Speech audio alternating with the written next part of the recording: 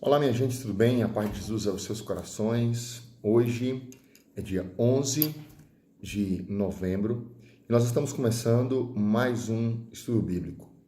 Graças a Deus, no dia de ontem, dia 10, nós conseguimos concluir a nossa meta para o ano 2020, que era lermos todo o Novo Testamento em oração. Fazemos um estudo bíblico, tirarmos 15 minutos do nosso dia para lermos um capítulo por dia. Começamos dia 1º de janeiro e até ontem, dia 10 de novembro, concluímos todo o Novo Testamento, começando por Mateus até o final do Apocalipse. Realmente, uma grande graça, uma grande bênção. Fomos fiéis e ficamos aí mais ou menos 6 dias nesse tempo inteiro sem fazermos o estudo bíblico. Hoje é dia de começar agora o Antigo Testamento. E eu gostaria de começar o Antigo Testamento pelos livros profetas, pelos livros proféticos, né? Os profetas, de forma especial, os profetas menores, né? Pelos livros dos 12, né? Os 12 opúsculos atribuídos a diferentes profetas. Então, são os 12 profetas menores, o que denota a brevidade dos livros e não o valor inferior desses profetas com relação aos outros profetas, né? Nós vamos começar pelo livro de Joel. Quais são os 12? Amós, Oséias, Miqueias, Sofonias, Naum, Abacuque, Ageu, Zacarias, Malaquias, Abdias, Joel e Jonas. Então, são esses 12 que nós vamos tentar fazer até o final do ano, né? Todos os livros dos 12 profetas menores, né? O livro de Joel divide-se naturalmente em duas partes. Então, na primeira é uma invasão de gafanhotos, nós vamos ver isso, que assola Judá, provoca a liturgia do luto e da súplica, e o Senhor Deus responde a essa súplica, prometendo o fim da praga e a volta da abundância. Então, nós vamos ver isso na primeira parte do livro. A segunda parte descreve o estilo apocalíptico, né? Que é o julgamento das nações e a vitória definitiva do Senhor, né, e de Israel. E o que une essas duas partes é o dia do Senhor, né? O dia do Senhor. Os gafanhotos são como que o exército de Deus, né? Lançado para executar seu julgamento, né? O dia do Senhor, do qual a pessoa pode ser salva pela penitência e pela oração. Então, aqui é um convite à penitência e oração. Nós vamos ver isto já no primeiro capítulo, né? A praga torna-se o tipo do grande julgamento final, o dia do Senhor, que inaugurará os tempos escatológicos, né?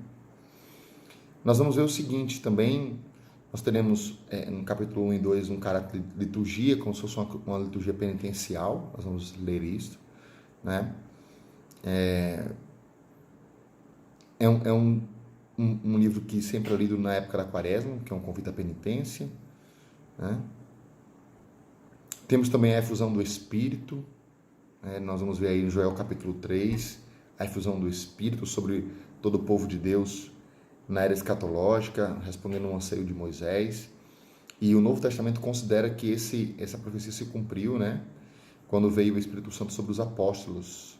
O próprio Pedro cita, né? No Atos 2, versículo 16 a 21, ele fala. Então, Joel é o profeta do Espírito Santo, né? É o profeta de Pentecostes, Joel. E é também um profeta da penitência. Seus apelos ao jejum e à oração, tomados das cerimônias do templo ou dirigidos segundo o modelo delas, vão entrar na liturgia da Quaresma. Então, veja, Joel, que nós vamos começar hoje, é bom saber disso, ele é o profeta da penitência e o profeta de Pentecostes. Tá bom?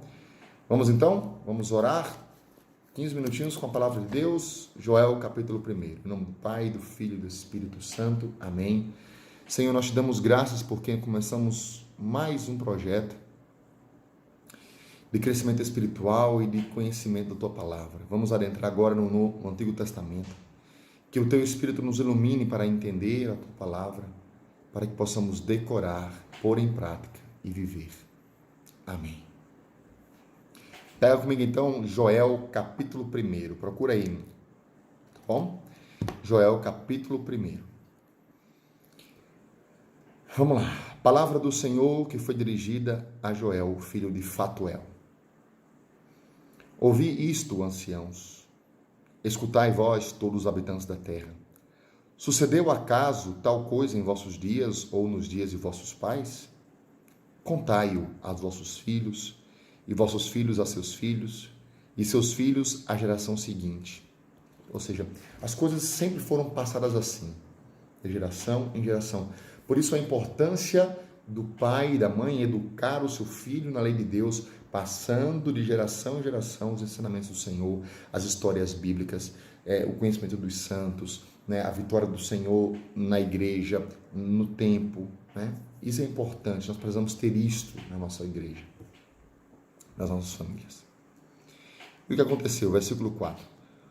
O que o gazã deixou, o gafanhoto o devorou. O que o gafanhoto deixou, o ieleque o devorou. O que o ieleque deixou, o racio o devorou.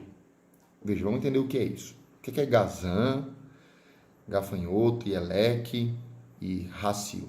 Veja, segundo a tradição, né, eles designam espécies diferentes de gafanhotos, né? Ou provavelmente as fases sucessivas do inseto. Então a larva é o ieleque, a larva do gafanhoto é o ieleque, que quer dizer o saltador, né?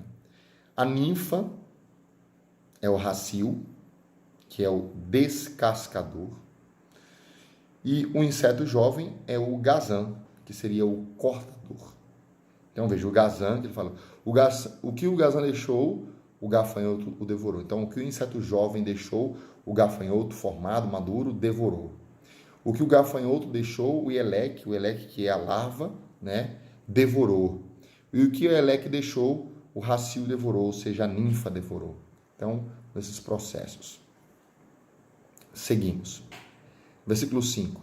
Então, o que aconteceu? Uma praga de gafanhoto enorme chegou a Israel, né? Uma praga de gafanhoto enorme. Que pode ser, queridos, uma praga de fato de gafanhotos, como por exemplo, recentemente aqui chegou até a Argentina uma praga de gafanhotos, lembram-se, né? Graças a Deus não entrou no Brasil.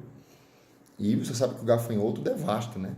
É uma das pragas que chegou no Egito para a libertação do povo. O próprio Deus enviou uma praga de gafanhotos. Mas também pode ser pessoas, né? Pode ser o exército inimigo que vem para devastar, como com a praga de gafanhotos para aniquilar, para roubar. Então acontece também isso. Então, a praga de gafanhotos, como por exemplo uma Covid, como por exemplo um partido de ideias comunistas que vem para devastar a sociedade, para acabar com a igreja, para acabar, né, o fascismo na Europa, o nazismo, né, o comunismo, que foram devastando ali a Polônia e tantos países do leste europeu. Né? Então, entendemos nesse sentido. E aí ele vai dizer, despertai vós bêbados e chorai, versículo 5. Lamentai-vos todos os bebedores de vinho, por causa do mosto, porque ele é arrancado de vossa boca. Porque um povo subiu contra a minha terra, poderoso e inumerável. Seus dentes são dentes de leão, ele tem mandíbulas de leoa. Né? Então, um povo que vai ser escravizado de novo, o povo de Israel, porque é infiel, foi infiel, porque só queria beber, né? Desperte que eles estão bebendo, chorai, viu, seus alcoólatras. Lamentai-vos os bebedores de vinho, aqueles que vivem a promiscuidade, aqueles que querem viver na coisa boa da vida, né? Nos prazeres desse mundo. Chorai, queridos. Chorai, lamentai-vos. Né? Se convertam, povo. Olha, você não está vendo o Covid não, que está fazendo não. Você não está vendo o desemprego que vai vir não, que já bateu a porta de muita gente. Então, o que estão fazendo? Levantem e chorem. Desperte seus bêbados, seus arrogantes, seus aproveitadores. A gente se coloca nesse ponto, né? Para quê? Para se converter, né? Porque o mosto, a vida foi arrancada da sua boca. Ele transformou a minha vinha em um deserto e a minha figueira em pedaços. Descascou-a completamente e a abateu. Seus ramos tornaram-se brancos. Lamenta-te como uma virgem vestida de saco, ou seja, é uma veste de luto, né? Penitência sobre o esposo da tua juventude. Aí versículo 9. É um convite à conversão. Oblação e libação foram suprimidas da casa de Yahvé. Por quê? Porque não tinha mais farinha, vinho, óleo. Roubaram tudo. Então não tinha mais oferta na casa de Deus. Então estão de luto os sacerdotes, servidores de Yahvé. O campo está devastado, a terra está de luto, porque o grão está devastado, o mosto falta, o óleo seca. Envergonhai-vos, agricultores. Lamentai-vos, viticultores, por causa do trigo e da cevada, pois a colheita do campo está perdida. A vinha está seca e a figueira está murcha. A romanceira, tamareira, macieira, todas as árvores do campo secaram. Sim, a alegria falta do meio dos homens. Veja, meus queridos, um tempo de penúria. Aconteceu ali em Israel várias vezes isso. E na época do profeta Joel estava acontecendo. Estava sendo devastado. Tempo de seca, tempo de desgraça, de desemprego, de doenças. Mas por causa de quê? Porque o povo havia negado Deus. Porque o povo estava bebendo. Porque o povo estava, quando eu falo bebendo, eu quero dizer o seguinte, estava aproveitando a vida sem se converter. Então, queridos, hoje em dia acontece isso também. E a palavra do profeta serve para nós no dia de hoje. Alegremos-nos. Quer dizer, convertamos-nos, porque a alegria falta no nosso meio. Gente, hoje a gente não está padecendo tanto não, mas se a gente não se converter, iremos padecer. Se a gente não orar para que homens de Deus se levantem, para que as pessoas se convertam, para que a gente volte a ser um país de Deus, muita coisa ruim vai acontecer. Olhe para a Venezuela que está acontecendo lá. Olhe para a Nicarágua que está acontecendo lá. Olhe para a própria Argentina que está acontecendo lá, meu querido.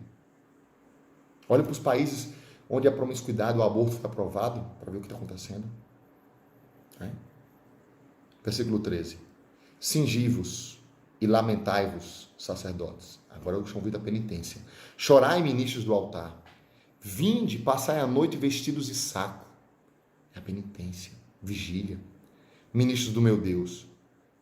Ou seja, vamos lá, vamos fazer vigília, vamos fazer oração, fazer jejum, para que o Covid acabe, para que esses desempregos acabem e volte a ter um emprego, fartura na nossa sociedade, um povo convertido, um povo feliz.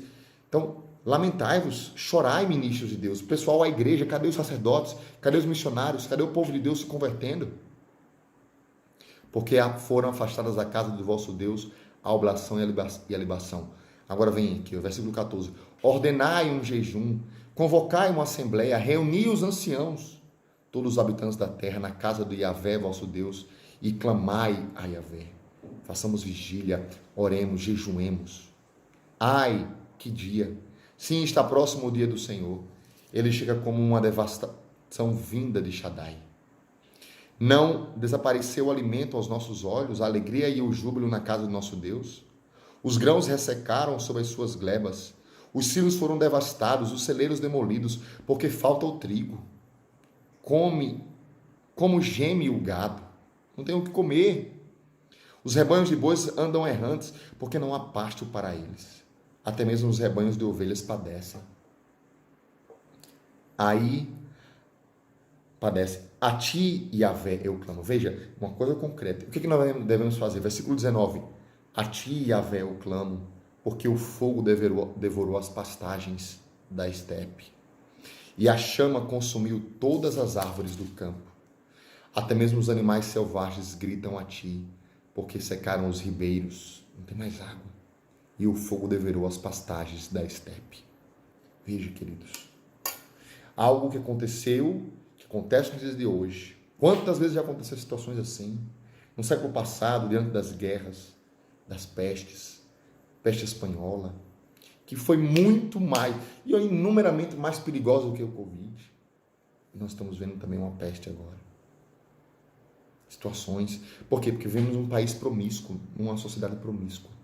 Então o chamado é jejuar e converter, se penitenciar, clamar a Deus. Primeiro capítulo de Joel, um convite à penitência, um convite à oração, ao jejum e à conversão. Começamos, meus irmãos, o Antigo Testamento, livro de Joel. Vem comigo, vamos juntos, com fidelidade, lemos até o final do ano, se Deus quiser, um pouquinho mais, os 12 profetas menores. Espero por você, compartilhe desse comentário e marque mais pessoas, são 15 minutos apenas. Deus abençoe.